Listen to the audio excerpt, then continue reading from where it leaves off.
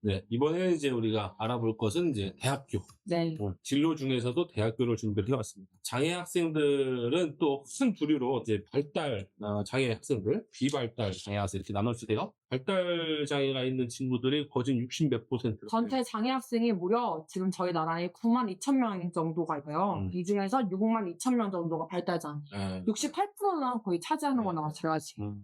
그래요. 많죠. 이제 발달 장애인에 대한 여러 가지 시책, 지원 제도 이런 것들에 대한 요구가 굉장히 많이 저희가 이제 두 영역 다 다뤄볼 건데 발달 장애 학생들의 대학 진학 고민 먼저 한번 다뤄보겠습니다. 첫 번째로는 대학을 가야 되나 말아야 되나가 되고 두 번째로는 이제 대학교 가려고 하면 어느 학과 또는 어느 대학교에 가야 될까? 어디로 가야 될까? 뭘 준비해야 될까도 있고, 학교 생활은 어떻게 할까? 그다음에 또 뭐가 있을까요? 돈은 어떻게 들어가나? 등등의. 등록금 아니면 또 대학교가 너무 전국에 퍼져 있다 보니까 다른 지역으로도 갈 수 있잖아요. 그렇죠. 기숙사 이런 거 다 네네. 고려를 해봐야 될 것 같아요. 상식선에서 대학교 진학률 한번 알아볼까요? 일단 장애라고 구분짓지 말고 비장애 고등학생 대학교 진학률을 보니까 19년도 기준으로 70% 정도더라고요. 그리고 이제 가장 선호하는, 요새 가장 선호하는 건 유튜버라고 하던데. 네, 맞아요.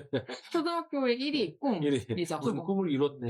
네, 유튜버니까요. 네. 요약을 하면 비장애인 고등학생들 네. 대학교 진학률은 굉장히 높았다가 사실은 점점 낮아지고 있고 지금은 거의 변동한 지점이 없이 가고 있다. 70% 정도로. 장애 학생들 한번 봅시다. 학생들을 보면은 그래프에서도 보이지만 49.3% 비장애 학생들과 다르게 한 20% 정도 낮아요. 그래도 이렇게 보면은 좀 점점 올라가고 있다는 거는 또 눈에 띄게 나타나는 것 같아요. 2013년에 비해서는 4포인트 정도 가량이 높아졌어요. 계속 완만하게 올라가고 있는 거예요. 아무래도 점점 시간이 지나면 지날수록 학교 측에서도 복지적으로 좀 많이 지원을 해주시고 장애인들 위주로 이런 법이 생기다 보니까 개정되고 하다 보니까 더 좋아지는 거 아닐까 싶습니다. 대학 진학에도 장애인 전형도 생기고 크게 봤을 때는 교육의 기회가 넓어지는 거다. 좋은 점이죠. 높아지고 있다.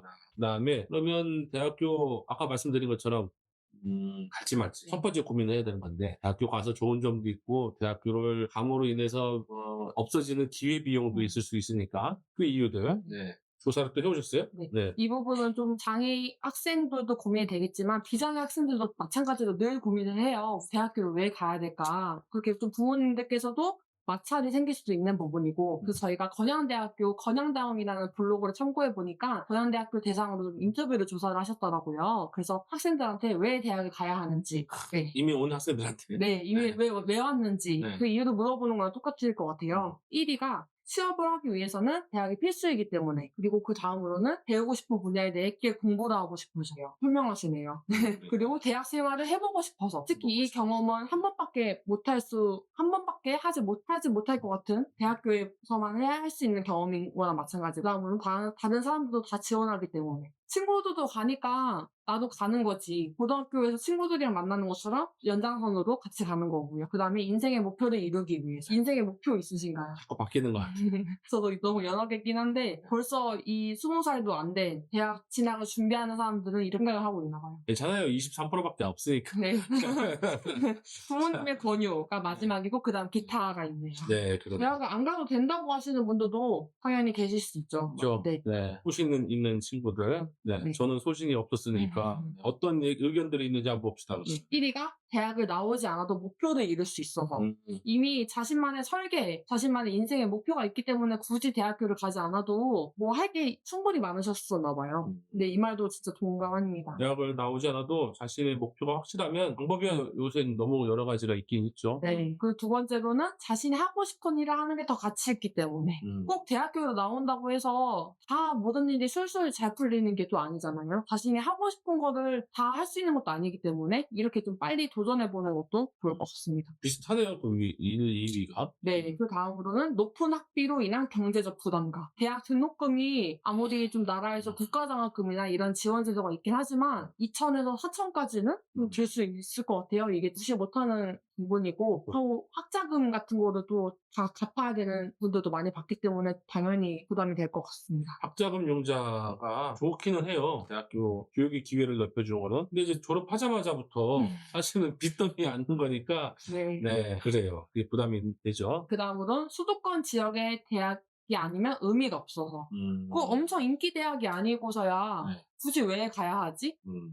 그래서 지금 대학교는 엄청 양극화 이런 시대라고 하잖아요. 인기 대학은 너무 사람이 많이 몰리는데 그렇지 않은 대학교는 학생 수가 너무 없어서 학교가 없어진 일 많이 해 이러는 거.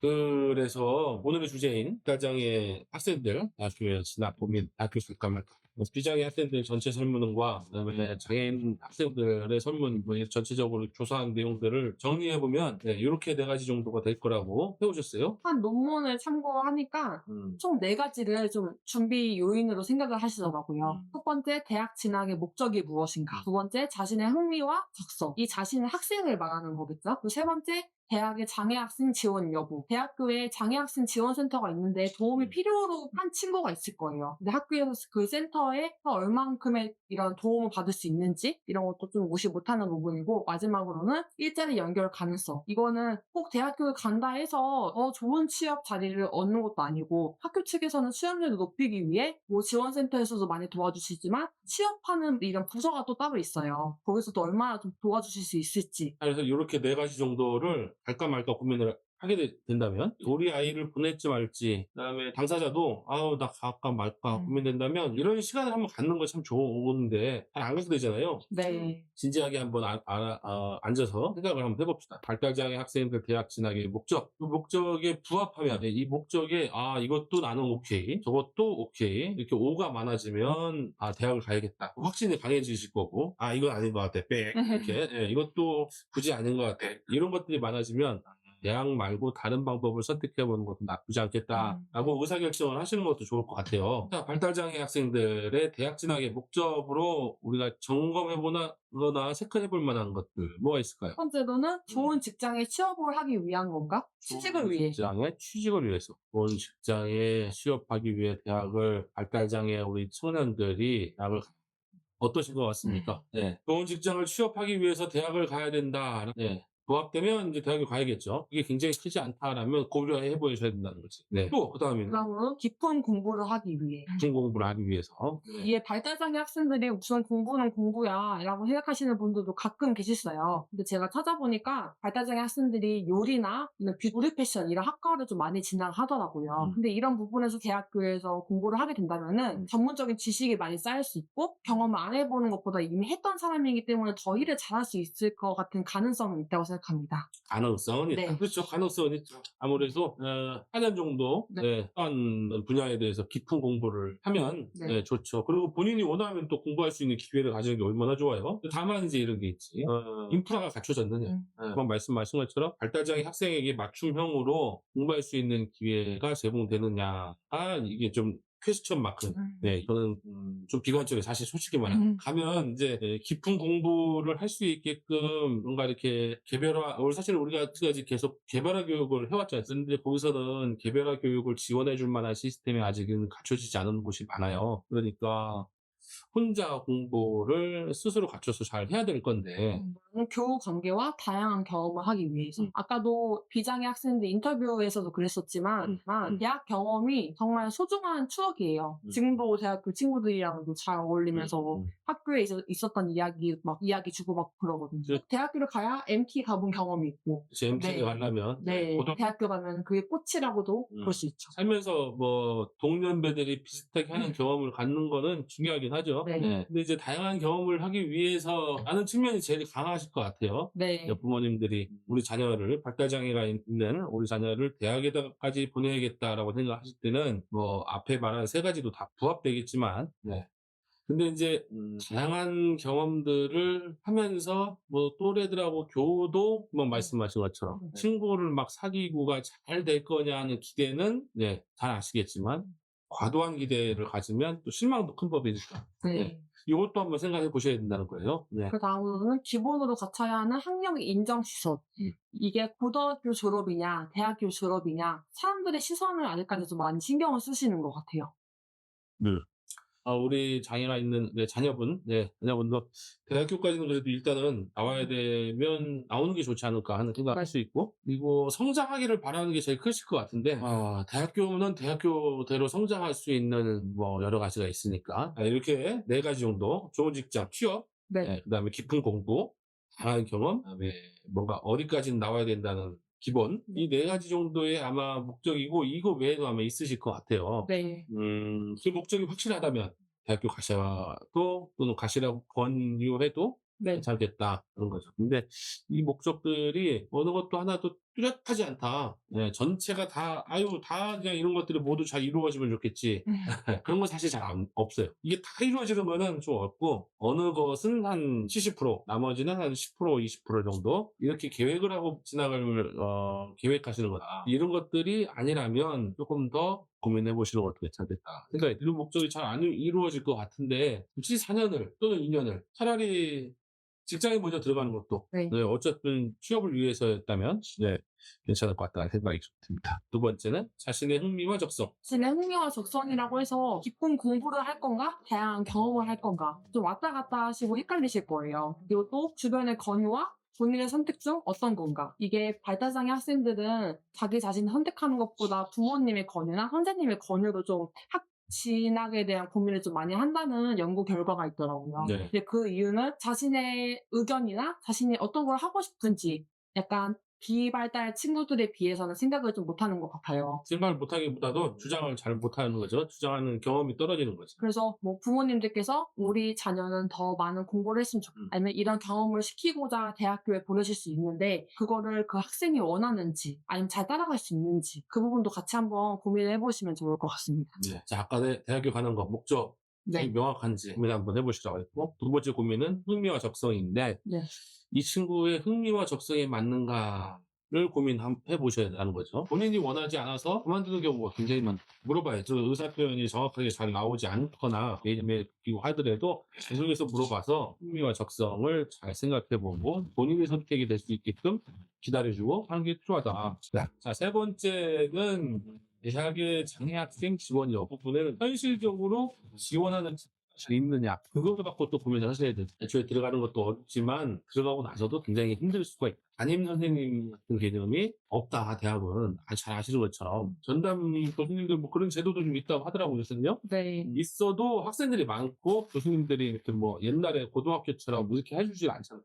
이렇게 점검해봐야 될 게 한 세 가지 정도. 일단 대학교에 특수교육 대상자 전형이라는 게 또 따로 있어요. 이 학교에 있는지 없는지 이거를 좀 판단하시면 좋을 것 같고 이 전형은 다 그런 건 아니지만 좀 심한 장애, 중증 위주로 좀 많이 뽑고 장애가 심하지 않다면은 일반 전형, 정말 수능을 보고 비장애 친구들과 같이 경쟁을 해야 합니다. 장애학생 전형이고, 네. 그 다음에 또요? 그 학교마다 다 장애학생 지원센터가 구축이 다 되어 있긴 해요. 법으로 되어 있어서 한 개씩 다 대소가 되어 있긴 하지만 이게 그렇게 활성화가 되어 있는지 그 대학교에 장애학생 친구들가 많다면 분명히 많이 활발할 거예요. 근데 그렇지가 않고 너무 소수 인원만 있다면은 거기가 센터가 활발할까? 이런 의심을 하게 될 것 같아요. 그런 여건이 지금 이제 자꾸 좋아지는 상황이니까 갖춰지지 않은 학교가 많고, 특히나 국립대는 그래도 꽤 괜찮게 돼 있는데 사립대들은 취약한 곳이 많다.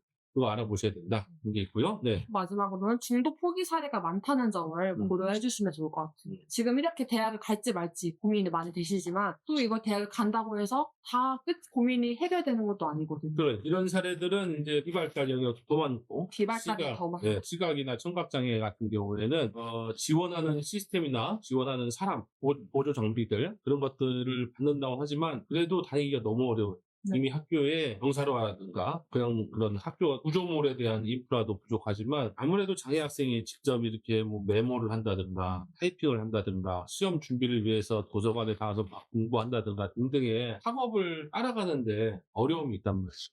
그래서 많이 포기한다고. 그렇게 학교 내에 장애학생 지원센터가 있기 때문에 아까 말씀하신 것처럼 뭐 필기를 도와준다거나 휠체어 보조를 해준다거나 이런 도우미 같은 아르바이트라고 좀 볼 수 있을 것 같아요. 이런 친구들이 많이 도와주긴 해도 자기 자신이 좀 사람들의 시선도 많이 신경 쓰이고 아무리 도와준다고 한들 계속해서 같이 있는 것도 아니고 학교 내에 엘리베이터가 다 있지만 엘리베이터를 장애 친구들도 많이 이용하고 이러기 때문에 좀 배려가 없다고 생각할 수 있을 것 같아요. 아, 학교 못 다니겠다. 이렇게도 많이 좀 좌절하는 경험을 갖는 것 같아요. 그래서 장애 학생들이 대학 진학에 어려움을 갖는 것들을 좀 정리를 해본다면 뭐가 있을까요? 이것도 논문으로 바탕으로 어려움을 본 건데요. 첫 번째로 사회가 가지고 있는 장애 학생에 대한 낮은 기대. 이거는 일단 이 장애를 가지고 학교를 적응할 수 있냐 없냐, 좌절감, 뭐 무력감 이런 것들을 다 누구나 사람이라면 느끼기 때문에 이런 감정이지 않을까 싶어요. 두 번째로는 장애 학생들이 대학을 졸업해도 관련 직업을 갖기 어렵다. 예를 들어서 간호사가 꿈일 수도 있잖아요. 그렇죠. 하지만 간호사 여건상 뭐 실습을 하거나 할 때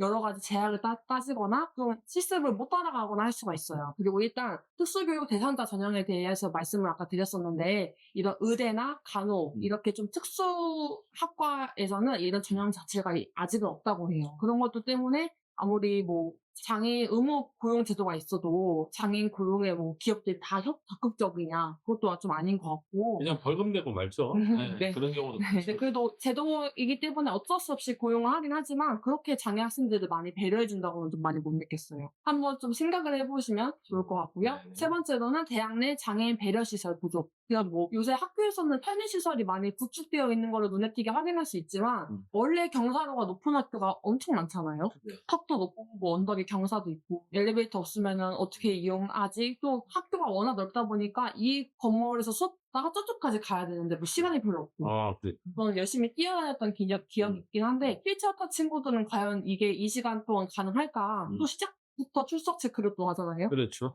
이게 또 수업 듣는 것도 힘들다라는 걸 좀 느낄 수 있을 것 같아요. 건물 찾는 것도 너무 어려워. 저 처음에 네. 길을 엄청 헤맸어요. 네. 제가 무슨 이니셜로 적어놔가지고 고등학교 때까지만 해도 그냥 그 자리에서 가만히 있으면은 그러니까. 선생님만 계속 바뀌시고 네. 과목만 바뀌었는데 네. 이거는 뭐 저기 갔다가 네. 그런 게 있었죠. 네. 그런 게 있고 마지막으로는 장애 학생을 배려하는 입시 제도의 부재. 예를 들어서 청각장애인인 친구가 대학교를 가고 싶어서 면접을 보게 됐어요. 근데 학교에서는 통역사 하나를 배치해두지 않은 거죠. 이 친구가 과연 어떻게 되는지는 잘 모르겠어요. 근데 아직까지도 특수교육 대상자 전형이 있다고 한들 여기에 맞춰진 거 아니다라는 좀 아우성을 많이 내세우시는 거예요. 이해가 부족하니까. 네. 그리고 막상 하려고 해도 그런 통역사를 구하기도 되게 어려워요. 네. 전부터 예약을 안 해놓으면 어렵죠. 인프라 자체가 부족하다는 얘기. 네. 네. 자, 그 다음에 네 번째로 마지막 여러분들이 이제 대학을 갈까 말까 고민하는 네 번째 점검 사항. 일자리 연계 가능성. 비장애 학생들이 대학교를 갈 때도 이 학과에 가면 시험이 높은가? 이렇게 좀 조사를 하게 되잖아요. 그런 뭐 광고도 많이 하죠. 네, 이 학교는 시험이 몇 프로다, 90%다, 100%다 이렇게 되면은 나도 그러면 여기 가면은 취업하는 건가? 이런. 시험률 100%는 약간 구라가 좀 있어. 네, 맞아요. 네, 그런 광고를 너무 많이 봐서 그런 것 같아요. 네. 특유 대상자 졸업생들이 대학교는 49% 입학을 하는데 취업자 수를 이제 보면 21% 2019년이 점점 참 그래요. 취업자 숫자는 점점 낮아지고 있어요. 참 의아스러워요. 진학률은 높아지는데 시험률은 왜 떨어질까? 사실 이제 이런 거 정부의 복지 전달 체계 자체가 좀 뭐랄까 공격받고 있는 좀 수정 보완해야 될 것들은 취업을 하고 나서 최저임금 수준이잖아요. 거의 장애인들 같은 경우에는. 그러니까 실제로는 생계급여를 받는 것보다 더 못하는 상황이 돼버리는. 그래서 뭐 내가 구직을 하고 직업을 계속 유지하게 되는 동력이 떨어져 버리는 의료보험 같은 것도 더 내야 될 수도 있고 하니까. 굳이 일하지 않아도 받는 금액이 있는데 일을 할 수 있는 원동력이 좀 사라질 것 같아요. 네, 그러니까요. 첫 번째는 장애를 인정을 좀 하자. 아직까지도 장애가 인정이 안 되는 경우도 있어요. 성인이 다 돼서까지. 그러니까 장애를 이해하면 저렇게 하고 있는 것에 대한 행동들 이런 것들이 이해되니까 그러면 조금 더 여유로운 마음이 생기거든요. 이해하는 관점이면. 그러면 다양한 것들을 시도해 볼 수 있는 그 여유가 생긴단 말이에요. 부모님이 안내해 줄 수 있는 여유가. 그래서 장애를 인정하고 이해하고 자꾸 공부를 좀 하실 필요가 있다.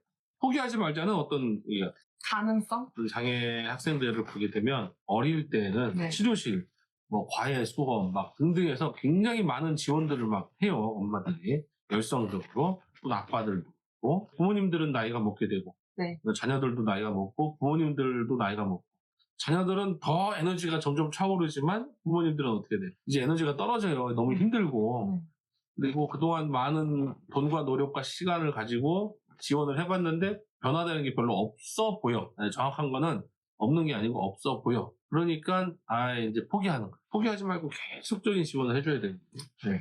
다음 두 번째는 우리 자녀가 어떤 인생을 살기를 원하는가. 거기에 대한 생각을 한번 해보시고 같이 설계해 보시는 것도 좋아요. 개별화 교육이라고 하는 것이 네. 네. 어떤 인생을 살기를 원하는가를. 다음에 세 번째로는 내 아이에 대한 정보는 내가 제일 많이 알아. 그렇죠. 평생을 같이 옆에 살아왔으니까. 네. 그러니까 다른 사람들이 전문가가 아니고 누가 전문가, 내가 제일 전문가예요. 여러분들이 스스로 우리 아이는 어떤 것이 가장 필요할까, 어떤 인생을 살게 해주는 것이 잘 안내하는 것이 가장 중요한 건 우리 아이니까 우리 아이가 어떤 인생을 살고 싶은지를 둘이 상의해서 합의한 내용들, 네, 그 방향을 조언해 줄 수 있는 내용들로 이렇게 찾아가는 거지. 네, 어디서 뭐 좋다고 따라가는 이런 식의 방법은 잘 아시겠지만 좋지 않습니다. 발달장애 학생 부모님들께서 이 네 가지 체크를 한번 보시면서 좀 확인을 해보시는 시간이었으면 좋겠습니다. 첫 번째로는 대학 진학의 목적, 두 번째로는 학생의 흥미와 적성, 세 번째로는 대학교의 장애학생 지원 여부. 한번 직접 같이 가보시는 것도 좋을 것 같아요. 지원센터에서 어떤 일을 하고 있는지도 한번 궁금하니까요. 네 번째로는 일자리 연결 가능성은 어느 정도인지. 이야기를 같이 해보시면 좀 좋지 않을까 싶습니다. 네. 1편에서는 일단 대학 진학 여부 관련해서 많이 고민을 하시잖아요. 그래서 저희가 유념하면 좋을 것 같은 네 가지 점검 리스트를 말씀드리고 있었고. 맞아요. 기억나기 시작했어요. 갈까 말까. 네. 그리고 일단 전 그거 말고도 자녀의 전문가는 부모님이시다. 그렇게 말씀하셨던 것도 많이 생각이 나는 것 같아요. 네, 그러네요. 갈지 말지 고민했던 네. 특히 이제 발달장애 우리 청소년들, 네, 입시생들 오늘 가기로 준비하셨으면 어떻게 준비해야 되는지 네. 그거에 대해서 설명 오늘 드리는 겁니다. 네. 네.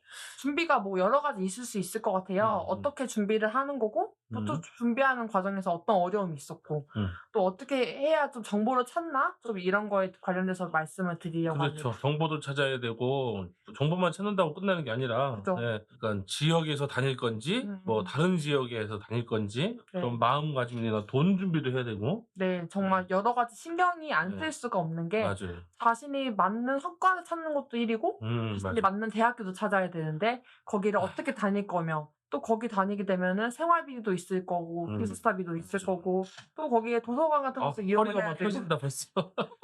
부모님도 허리가 펴. 네, 신경 쓸 게 너무 많으실 거예요. 그러니까요. 그래서 한번 설명을 해줘 보십시오. 네, 저희가 1편에서도 한번 말씀을 드렸는데 특수교육 대상자 저희는 오로지 발달장애 학생 위주로 대학 진학에 대한 준비 과정에 대해 말씀을 드리려고 해요.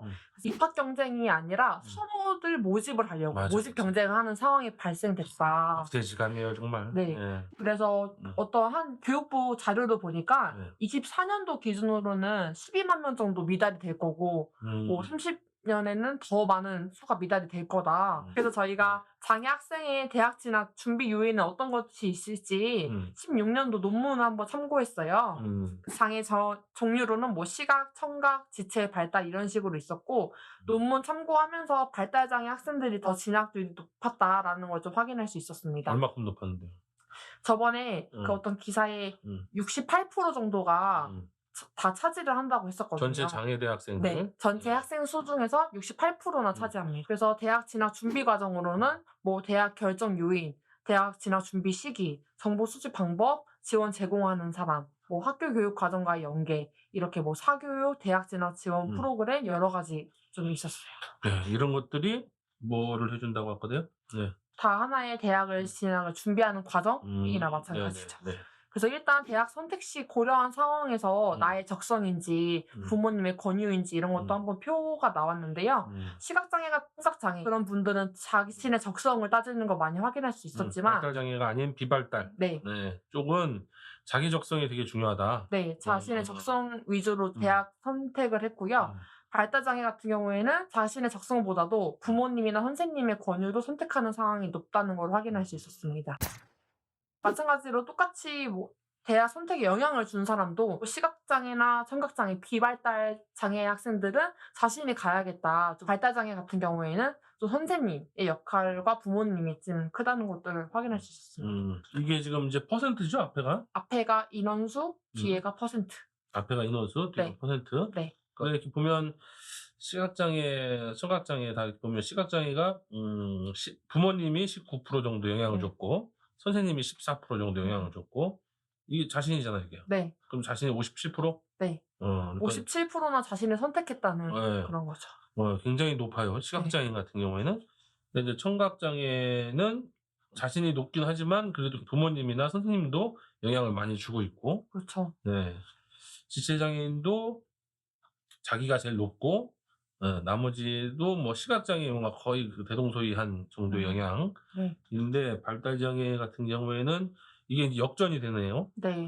그래서 자기가 26% 밖에 뭐 영향을, 자신의 의지가 26% 정도 반영된다고 보면 뭐 비슷할 것 같고, 부모님이 40%, 선생님이 34%, 그럼 네. 합치면 74% 정도가 부모님이나 선생님들이 권하는 또는 이렇게 영향을 주는 걸로 한다. 그래서 표를 참고하면서 장애학생 대학 결정 요인으로는 네. 자신의 적성을 가장 크게 고려하는 장애 유형으로는 시각, 청각, 지체 장애를 확인할 수 있었고요. 부모님과 선생님의 권유로 학교 및 학과를 결정하는 거는 발달장애 학생들이 좀 많다는 거를 확인할 수 있었습니다. 또 발달장애 청소년들한테는 네. 부모님이나 선생님이 굉장히 중요하니까 이분들이 공부를 많이 하셔야겠네요, 더. 네. 부모님들이 특히. 네. 음.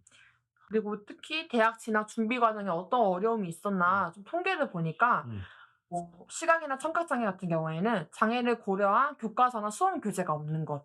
일단 학교 자체에서 점자를 하거나 옆에 통역사가 있거나 이런 게 없기 때문에 그런 거에 좀 체계 문제 공부해야 되는데 이런 좀 서점 수험서들이나 이런 네 그런 것들이 게 다 안 되어 있어서 굉장히 좀 다양하게 많을 텐데, 있을 것 그게 같아요. 네. 굉장히 다양하게 전부 다 이 시각장애인을 배려한 점자로 다 번역되지 않으니까, 네. 예. 일단은 뭐 그냥 그런 교재 자체가 부족하구만요. 네, 그런 걸 좀 확인할 수 음. 있었고, 지체장애나 발달장애 같은 경우에는 대학 입학 정보를 찾을 수 없는 것. 어디 가서 이런 입학 관련해서 찾겠지? 뭐 지체장애 같은 경우에는 학교의 그 전반적인 환경 같은 게 좀 궁금할 것 같아요. 직접 가보면 좋겠지만 그러지 못한다면은 좀 엘리베이터는 있나? 뭐 경사로는 괜찮나? 이렇게 좀 학교 자체에서 전경 같은 거는 많이 나오잖아요. 근데 그걸로는 좀 확인하기 어렵지 않나. 또 발달장애 같은 경우에도 어떤 전형으로 좀 학교에 입학하면 되는지 이런 것도 좀 궁금할 수 있을 것 같아요.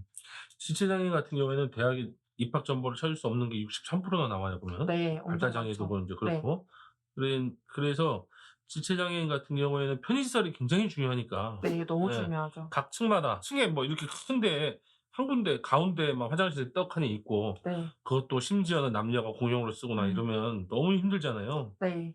그래서 엘리베이터, 네. 그다음에 경사로, 그다음에 접근하기 쉬운 화장실, 그 화장실 안에서도 또 장애인용 화장실이 제대로 좀 이런 기구들이 돼 있는지 그거 좀 알고 싶은데, 그거 잘 안 돼 있다 지금 생각해 보니까. 네. 그죠? 또 대학교가 워낙 넓은데 그 강좌 자체를 그 강의실에서만 듣는 게 맞아요. 아니잖아요. 맞아. 다른 건물로 이동하는 네, 시간도 좀 포함돼야 되는데 비장애 학생들보다는 좀 더 시간이 많이 소요가 될 거예요. 근데 맞아요. 그런 것도 좀 더 많이 고려해야 될 상황 같아요. 그러니까요. 전동을 탄다 그러면 네. 전동 휠체어로 또 갈 때 그런 갖가지 그 보도블럭이나 이런 것들, 네. 그다음에 전동 휠체어가 들어가기 작은 그 엘리베이터들도 있거든요. 그죠. 예, 스쿠터 같은 거 못 들어가는 것도. 그런 것들이 굉장히 중요할 텐데 없지 뭐, 찾아보기가 너무 힘들다. 보통 학교에 엘리베이터는 있어도 그 수업 끝나면 우르르 가서 단체로 엘리베이터를 기다리지 않을까요? 그러니까. 네.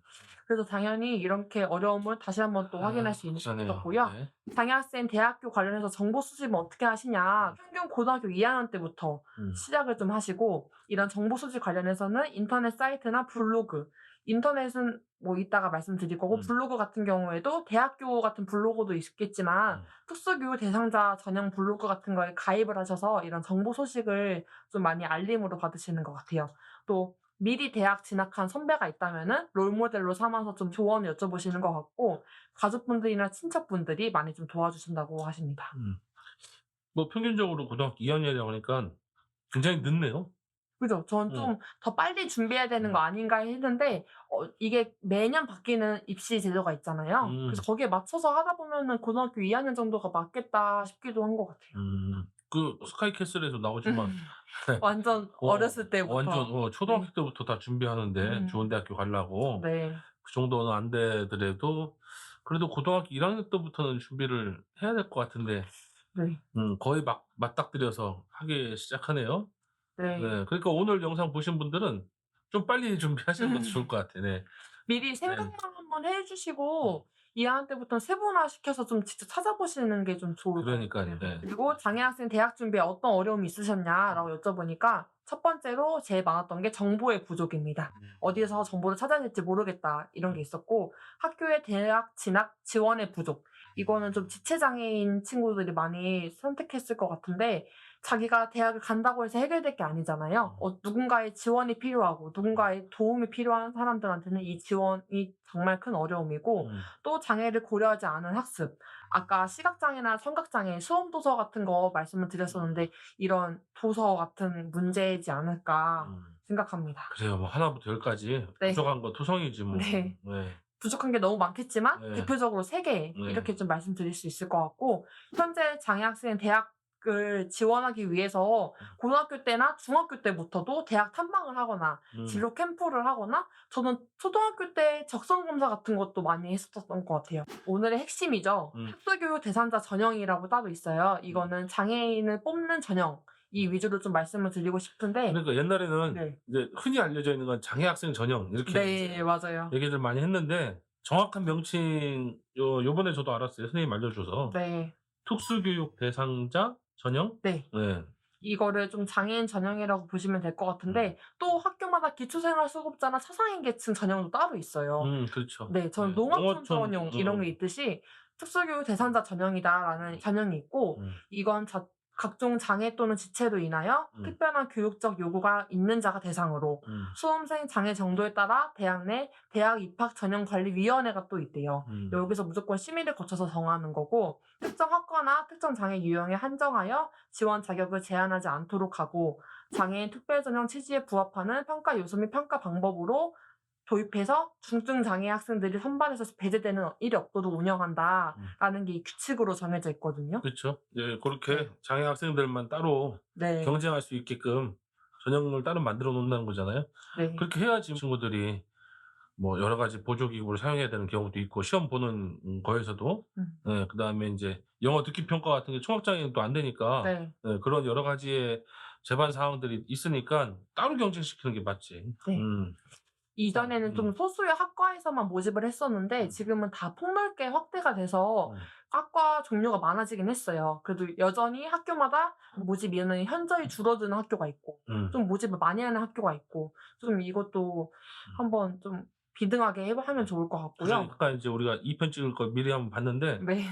그게 사실은 경쟁의 의미가 없는 것들도 굉장히 많더라고요. 네. 예, 한 명 뽑는데 경쟁률이 뭐 거의 제로고 이런 경우들 많아서 또 특수교육 대상자 전형에서 의학이나 간호학과 및 보건 계열은 모집을 아예 안 하진 않지만 거의 안 하고 있어요. 그래서 저희가 통계를 보니까 인문사회 계열, 이런 자연과학 계열로 좀 학과를 선택하는 친구들이 많았고 아무래도 실험이나 실습 등이 많은 학과는 좀 어렵지 않을까. 그리고 아직까지는 심한 장애만 받는 학교가 좀 대다수지만 내년도부터는 경증도 좀 확대할 거다. 이런 이야기는 오고 가고 있어요. 이게 언제부터 좀 실시가 되려는지는 모르겠습니다. 마지막으로는 대학교를 힘들게 가셨는데도 불구하고 왜 중도 포기하시는지 좀 사례를 가지고 왔고요. 장애학생 도우미 제도에 대해서 말씀을 드리려고 합니다. 저희가 중도 포기 사례 뉴스로 좀 말씀을 드릴 건데 이걸 네. 보시면서 한 번 더 좀 신중하게 생각을 해보시면 좋을 것 같고요. 또 장애학생 도우미 제도에 말씀을 드릴 건데 이거는 장애학생이라면 좀 누구나 필요하기 때문에 말씀을 드리려고 해요. 그래서 입학할 대학교 장애학생 지원센터에서 먼저 방문을 하시거나 문의전을 하셔서 도우미 신청을 언제 하는지 이런 좀 과정을 미리 알고 계셨으면 좋겠습니다. 네. 중도 포기에 들어가기 전에 앞서 장애 대학생, 우리나라에서 장애 대학생은 얼마나 좀 많나 궁금해하실 수 있으실 것 같은데 전체 대학생이 242만 3,669명이나 된다고 하더라고요. 되게 많네요. 많죠. 네. 네. 근데 이 중에서 장애 학생 수는 고작 9,628명입니다. 아, 10,000명이 안 돼요? 네. 따지고 보면은 0.4%밖에 안 되는 거예요. 아무래도 장애 학생이 많으면은 그만큼 학교 내에서 장애 학생 지원센터에서도 일을 활성화될 거고 더 강화가 될 텐데 학생 수가 그렇게 많지 않기 때문에 아직까지도 좀 불만이나 부족한 부분이 있지 않을까 싶습니다. 네. 우리가 통상 보게 되면 이제 장애 등록 인구 수가 5% 정도니까 네. 전체 인구의 네. 그거에도 한참 못 미치는 0.4%의 네. 대학생 숫자가 없다. 그러니까 고등교육의 기회가 굉장히 적다는 음. 게 아주 단적으로 드러나는 통계인 것 같아요. 네. 중독 포기에 대해서 말씀을 드리려고 하는데요. 중독 포기는 뉴스 자료로 2개를 가지고 왔어요. 그래서 첫 번째 자료는 청각장애 학생 이야기입니다. 학교 직원이 속기사는 본인 책임이 아니라면서 조교한테 문의를 하라고 했고 또 학과 조교한테 갔더니 이거는 학과에서 결정을 해야 된다고 좀 자기 일이 아니라고 좀 미루셨나 봐요. 이럴 때 사람 참 환장합니다. 네. 그러실 것 같아요. 여기 가서 물어보면 저기 가라 그러고 저기 가서 물어보면 또 여기 가라 그러는데 사실은 둘 다 관련이 있는 거고. 네. 네. 그래서 결국 이 학생분은 입학하고 2학년 2학기까지 한 2년 정도 지원을 받지 못하신 거나 마찬가지예요. 아, 그리고 또 다른 학생도 있었는데 그 학생도 속기사를 요청을 했는데 학교 측에서는 속기사 지원은 어려운데 도우미 지원으로 한 3과목 정도 전공 같은 거나 교양 이런 것도 과목을 선택을 할 수가 있나 봐요. 3과목 같은 경우에만 도우미 신청이 가능하다라고 해서 이런 불만을 좀 토로했다고 합니다. 그래서 캠퍼스 실태평가, 만족도 조사를 했는데도 꽤 매우 부족이라고 나오고 무조건 학교 내에 장애인 지원센터 설치가 의무적으로 됐지만 좀 학생들이 그렇게 만족하고 있지 못한다는 결과가 더 많았던 것 같습니다. 네. 법적으로 설치해야 된다고 해서 네. 우후죽순으로 쫙 설치는 했지만 네. 사실상 제대로 기능하고 있지는 않다는 거를 좀 확인할 수도 있고 뭐 도움이 거의 없네요. 네, 또 네. 그런 것도 있을 수 있을 것 같아요. 그 장애인 지원센터에서 하시는 분들이 다 여기에 대해 전문적으로 지식을 가지고 계시냐. 근데 솔직히 그런 건 아니거든요. 그렇죠. 보통 계약직이 많고 졸업하고 좀 경험 쌓고 취업하시는 분들이 많기 때문에 더더욱 좀 자기 일이 아니라고 미루시는 분들도 계실 거라고 생각이 듭니다. 빨리 바뀌었으면 좋겠어요. 그 다음에는 시각장애 뉴스 사례인데요. 제목으로는 혼자 잘 다닐 수 있잖아. 전 이 좀 제목부터가 눈길을 사로잡았습니다. 네. 그래서 말 그대로 시각장애인들은 아무리 앞자리에 앉는다고 한들 교수님이나 선생님들이 앞에서 말씀을 해주시는 게 더더욱 좋은데 요새는 선생님들이 PPT를 준비하거나 아니면 뭐 태블릿을 보라고 하거나 칠판에 필기라면 그걸 봐야 된다거나 좀 그런 어려움이 계속 있는 거예요. 그래서 이런 친구들은 무조건 도우미가 필요한데 또 장애학생 지원센터에서는 도우미를 신청하는 사람이 없다. 학생 수는 많은데 도우미 신청할 사람이 없으니까 도우미를 못 받는 사람들이 늘어나고 있는 거예요. 장애 학생 수는 많은데 네. 장애학생 수는 많은데 장애학생 지원센터에 도우미 신청하는 학생들이 없기 때문에 연결을 못 해주는 거예요. 도우미 숫자가 굉장히 적다. 네. 그리고 또 이런 시각장애인은 특히나 같은 학과에서 같은 수업을 좀 들어야지 옆에서 도와줄 수 있잖아요. 그렇죠. 그리고 원래 도우미가 같이 좀 다니는 시간표 이런 걸로 좀 우선순위가 되는데 이렇게 이동하면서 다녀야 되니까 네. 그 시간표도 거의 같아야지 좋겠네요. 네, 그래서 같은 과 친구가 제일 유리하게 붙을 수가 있어요. 근데 이걸 신청하러 갔더니 센터 선생님께서 너는 혼자 다닐 수 있지 않냐 라고 말씀을 해서 이런 좀 마음의 상처가 됐었고 이 선생님이 그만두시는 걸 바랄 바에는 내가 그만두는 게 낫겠다 하고서는 학교를 나오시는 경우가 있다고 합니다. 대학생들 같은 경우에는 아직 막 고등학교 졸업하고 뭔가 이런 제도와 시스템에 대한 경험들이 별로 없으니까 네. 불만을 우리가 이제 민원이라고 소위 하는 것들 네. 근데 민원 처리를 어떻게 해야 되는지도 모르니까 고객의 입장에서 봤을 때는 그냥 자기 혼자 끙끙 앓는 거야. 네. 그래서 이걸 공식적으로 어디다가 뭐 게시판에 써야 되는 건지 아니면 직접 찾아가야 되는지 아니면 정당하게 내가 내 권리인 건지도 잘 모르고 그러니까 이런 교육도 좀 필요한데 사실 이런 교육을 안 해주죠. 네. 이런 교육을 해주면 민원이 많이 들어올 거니까. 네. 하는 일이 더 많아질 네. 거예요. 그러니까 이런 악순환이 좀 반복되고 이 친구들이 개별 사안으로 자기 필요한 것만 이제 얘기하고 그게 이제 이렇게 2년 정도 뭐 잘 안 이루어지고 뭐 컴플레인하고 불만 접수가 되고 하다 보면 그냥 또 졸업 시간이 다가오고 네. 그래서 중도 포기하거나 아니면 졸업이 해버리면 그 문제가 시정됐어야 되는데 네. 또 반복된다는 게 대학의 큰 문제인 것 같아요. 완전 계속 악순환이 네네. 맞는 거. 전체적으로 지금 다니고 있는 지금 9,000명 정도의 학생들이 어떤 불만을 갖고 있는지를 좀 DB를 잘 모으고 반복적인 오류가 계속 반복되지 않게 그렇게 하는 연구나 뭐 이런 정책이 좀 필요하겠네요. 네. 네. 그래서 대표적으로는 중도 포기 자체가 시각장애나 청각장애 학생들이 제일 많다는 점. 그리고 또 요새 코로나 때문에 온라인 화상 수업이 대표적으로 많아졌잖아요. 이런 수업으로 선생님들도 힘들지만 학생들도 특히 힘든데 힘들죠. 시각장애나 청각장애 학생들은 어떻게 수업을 지금 듣고 계실지는 잘 모르겠어요. 네. 그래서 이 부분도 좀 지금 현재 농학교, 청각장애 학생 다니는 학교에서 선생님이 지금 2배로 일을 열심히 하신다. 이런 것도 있습니다. 네. 그 문제가 많네요. 아직 개선돼야 될 점이 너무 많아요. 네. 그래서 대학 중도 포기 사례에 대해서 정리를 한 번에 하면은 휠체어. 지체장애인 같은 경우에는 휠체어를 타고 다녀야 되는데 요새 엘리베이터는 다 있다고 하더라고요. 그렇지만 아직 부족한 곳이 있을 수 있고 또 강의가 그 한 강의실에서만 이루어지는 게 아니기 때문에 건물과의 거리도 솔직히 많이 중요해요. 근데 시간표를 잘못 짰거나 아니면은 운이 안 좋아서 잘못 짜여진 거 받을 수가 있잖아요. 그럴 수도 네. 있죠. 그런 경우에는 좀 많은 어려움이 있었고 또 타 지역으로 학교를 가게 된다. 예를 들어서 공부를 좀 잘했고 더 좋은 곳을 가고 싶어서 인서울에 있는 대학교를 갔어요. 그런 경우에 뭐 학교와의 이동 거리, 기숙사가 생활이 계속 되면 좋겠지만 뭐 기숙사가 성적이 안 돼서 떨어졌다거나 그럴 수도 있죠. 네. 그런 여러 가지 있기 때문에 좀 이렇게 좀 포기를 하는 사례가 있었고요. 또 두 번째로는 친구들의 문제. 이거는 장애든 비장애든 친구들과의 문제에 있어서 좀 중간에 포기를 하거나 휴학을 하는 친구들도 저는 종종 봤었거든요. 네. 그래서 이런 사례도 좀 '포기를 하는구나.'라고 관찰할 수 있었습니다. 그럼에도 불구하고 장애학생 지원센터가 어쨌든 있으니까 네. 거기다가 얘기하는 게 뭐 두렵거나 좀 뭐 안 되는 건가 미안한 건가 이런 걱정은 1도 할 필요가 없다. 네. 원래 장애학생들 위해서 세워진 곳이니까 네. 그리고 거기에 있는 분들이 좀 불친절하거나 혹시 그럴 수 있잖아요. 네. 네.